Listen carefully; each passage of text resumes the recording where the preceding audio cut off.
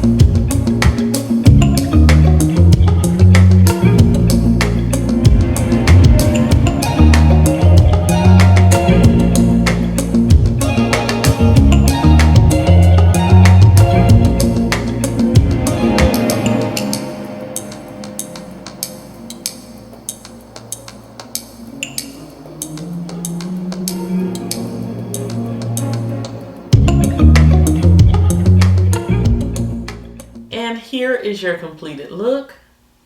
And I thank you guys so much for watching today. I hope we're all staying safe and staying inside. If you have a chance to get your hands on any of these palettes, because they were on sale on Sephora, I believe. If you have a chance to get your hands on any of these, take advantage. They're very good quality shadows. So I will talk to you guys in the next video. Cyber kisses. Bye.